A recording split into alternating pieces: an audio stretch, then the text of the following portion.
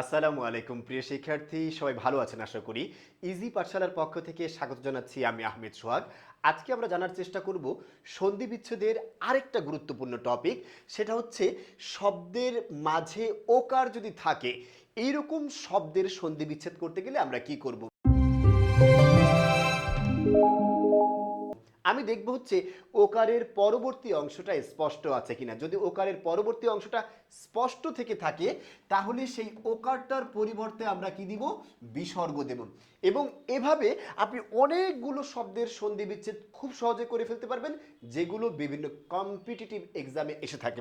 একটু খেয়াল করুন, আমি এখানে একটা শব্দ লিখেছি কি, প্রথমে মনোজগৎ। এই শব্দটার মধ্যে বলুন তো ওকার আছে কিনা, এবং ওকারের পরবর্তী অংশ কি আছে, জগৎ আছে। ওকার শব্দের মাঝে আছে, ওকারের পরবর্তী অংশ জগৎ আছে। যদি এরকম হয় তাহলে এই ওকারটার পরিবর্তে আমরা কি দেব, বিসর্গ দেব, আর জগৎটাকে আলাদা করে দেব। তাহলে মনোজগৎ শব্দটাকে বিশ্লেষণ করলে আমরা পেয়ে থাকি কি, মন বিসর্গ যোগ জগৎ। আশা করি বিষয়টা ক্লিয়ার হতে পেরেছেন। এভাবে যখনই কোনো শব্দ, এখানে ওকারের পরে শব্দটা কি আছে, ধার্য। এবার আপনি খেয়াল করুন, ধার্য একটা আলাদা স্পষ্ট অর্থবহ শব্দ কিনা। অবশ্যই আলাদা স্পষ্ট অর্থবহ শব্দ।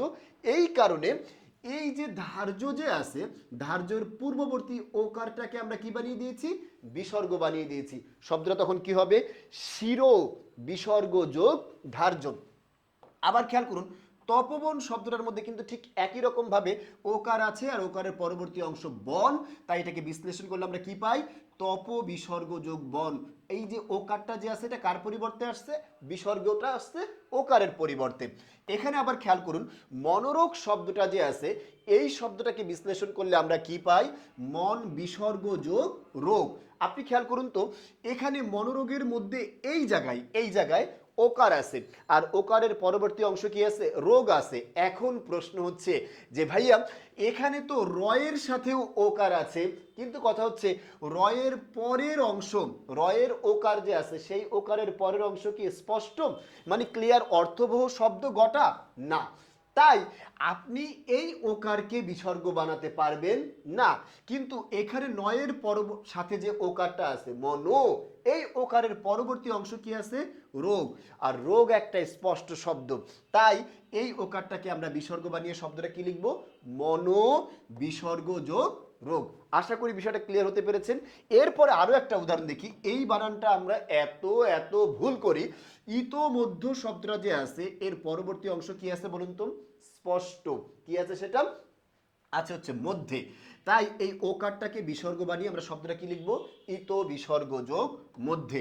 এখানে ওকার শব্দের মাঝে আছে, পরবর্তী অংশ ধান আছে, তাই এই ওকারের পরিবর্তে আমরা কি দিব, বিসর্গ দেব। বিশ্লেষণ করলে আমরা কি পাচ্ছি, তিরো বিসর্গ যোগ ধান। আশা করি এইটুকু বুঝতে পেরেছেন। এরপর আরো কয়েকটা উদাহরণ দেখেন। মনোবাসনা, এই বাসনা একটা স্পষ্ট শব্দ, তাই এই মনের ওকারটা যে আছে সেটাকে আমরা কি বানিয়ে দিয়েছি, বিসর্গ বানিয়ে দেব। এভাবে আপনি খুব সহজেই কম্পিটিটিভ এক্সাম সহ সকল বোর্ড এক্সামেও বিভিন্ন সময় সন্ধি বিচ্ছেদগুলো যে এসে থাকে, সেগুলোর মধ্যে এই বিসর্গ সন্ধির বিচ্ছেদটা অনেক বেশি এসে থাকে। এগুলো আপনি এভাবে সহজেই সমাধান করতে পারবেন যদি আমাদের সাথে থাকেন। একটু খেয়াল করুন, মনোবিজ্ঞান শব্দটা যে আছে, এই শব্দটাকে বিশ্লেষণ করলে আমরা কি পাই, ওকারের পরবর্তী অংশ কি আছে, বিজ্ঞান। ওকারের পরবর্তী অংশ কি, বিজ্ঞান। বিজ্ঞান একটা স্পষ্ট শব্দ, তাই এই যে ওকারটা যে আছে, ওকারের পরিবর্তে আমি কি দেব, বিসর্গ দেব। তখন শব্দটা কি হবে, মনোবিসর্গ যোগ বিজ্ঞান। এবং এরপর আরেকটা খেয়াল করুন, যশ লাভ। যশ মানে হচ্ছে খ্যাতি। এবার দেখুন, এটা বিভিন্ন পরীক্ষায় এতবার আসছে আর এতবার আমরা ভুল করছি বলার বাহিরে। এখানে ওকারের পরবর্তী অংশ কি আছে, লাভ, এবং লাভ একটি স্পষ্ট শব্দ। তাই এই যে লাভটা যে আছে, লাভটাকে আমরা আলাদা করে নিলাম, আর এই যশের মধ্যে এই শয়ে ওকার যেটা আছে, এটাকে আমরা বিসর্গ বানিয়ে দিলাম। বিষয়টা আশা করি ক্লিয়ার। এরপর একটা খেয়াল করুন তো, সদ্যজাত। এই সদ্যজাত শব্দের মধ্যে ওকারের পরবর্তী অংশ কি আছে, সবার শেষে জাত আছে।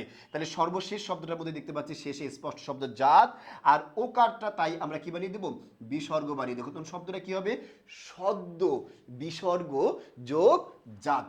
আশা করি এভাবে বিসর্গ সন্ধিগুলো যে আছে, এই বিসর্গ সন্ধি ওকারযুক্ত শব্দের ক্ষেত্রে আপনার আর কোনো সমস্যা হবে না। এরকম সহজ সহজ বিভিন্ন সাবজেক্টে টপিকগুলোর সমাধান পেতে আমাদের সাথে থাকুন, ইজি পাঠশালার সাথে থাকুন। সবার জন্য অনেক শুভকামনা এবং ভালোবাসা। ধন্যবাদ সবাইকে। আসসালামু আলাইকুম।